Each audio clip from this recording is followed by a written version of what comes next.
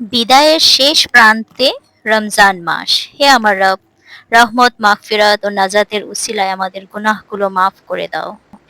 একে, একে বিদায় নিল তারাবি, বিদায় নিল সেহরি, আজ সন্ধ্যায় বিদায় নেবে ইফতার। জানি না জীবনে এই দিনগুলো দেখার সৌভাগ্য আবার হবে কিনা। খুব কষ্ট হচ্ছে, গুছিয়ে উঠতে পারলাম না। অনেক কিছুই বাকি রয়ে গেল। তো যাই হোক, হ্যালো আসসালামু আলাইকুম। যে যেখান থেকে ভিডিওটি দেখছেন আশা করব অনেক ভালো আছেন। ওয়েব অফ লাইফ থেকে চলে এসেছি আরো দুটো রেসিপি নিয়ে আপনাদের সঙ্গে। এই তো দেখতে পেলেন আপনারা ফ্রোজেন আমার কিছু আম ছিল গত বছরের, সেটা দিয়ে আমি স্মুদিটা করে নিচ্ছি। ঘরে তৈরি করা দই, সাথে দিয়েছিলাম সুগার সিরাপ।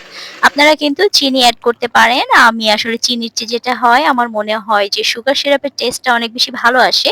ক্রিমি টেক্সচারটা দেখুন জাস্ট কতটা লোভনীয়, দারুণ ইয়ামি। আর যেহেতু আমটা ফ্রোজেন ছিল, এটা কিন্তু খুবই ঠান্ডা ঠান্ডা। তার উপরে দিয়ে দিলাম কিছুটা বরফ কুচি। দারুণ মজাদার এই শেকটা বা স্মুদিটা কিন্তু আপনারা খুব সহজে ঘরে এভাবে বানিয়ে নিতে পারেন।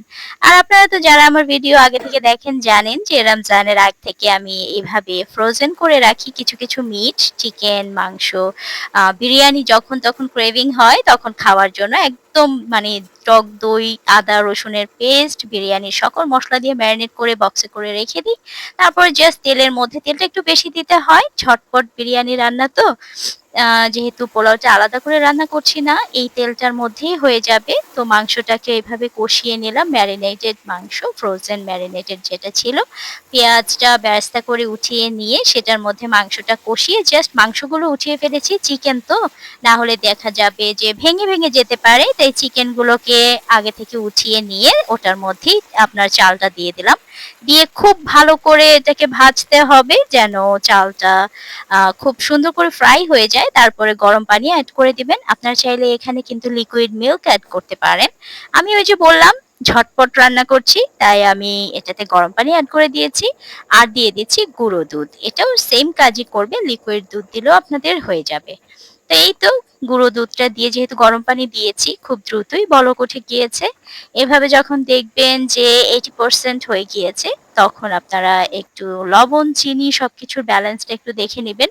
খুব দ্রুতই কিন্তু পানিটা টেনে যাচ্ছে। এই পর্যায়ে দেখতে পাচ্ছেন আপনারা কিছুটা কিন্তু আপনার কি বলবো মানে মাখা, মাখা একটা ভাব আছে। পুরোপুরি ঝরঝরা হয়ে যায়নি। আমরা যে এখন নাড়াচাড়া করে দিব, লবণ যদি কম হয়ে থাকে সেটা একটু টেস্ট করে দেখে চাইলে লবণটাও দিয়ে দিতে পারেন।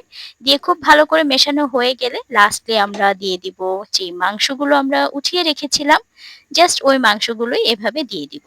এটা ঝোলের মধ্যে তো ১ম এ ভাজা, ভাজা করলাম। মাংসগুলো উঠিয়ে নিয়েছিলাম। সেই উঠিয়ে রাখা মাংসগুলো ছড়িয়ে দিলাম। আর উপর থেকে অবশ্যই দিয়ে দিব কিছুটা কাঁচা মরিচ। আর দিয়ে দিবেন কিছুটা ঘি। ব্যাস ঝটপট বিরিয়ানি রান্না ডান। আমাদের যেহেতু দেখা যায় যে মেক্সিমাম সময় রান্নাবান্নাতেই সময়টা ব্যয় হয়, কতটা সুন্দরভাবে, সহজভাবে এবং টেস্টি, হেলথি ওয়েতে আমরা করতে পারি সেটাই থাকে আমাদের সবচেয়ে বড় একটা মোটিভ, তাই না? তো এই তো টেবিল গোছানো হয়ে গেল। খুব ঝটপটভাবে দুটো রেসিপি আপনাদের সবার সঙ্গে শেয়ার করে নিলাম। আশা করছি আপনাদের ভালো লাগবে।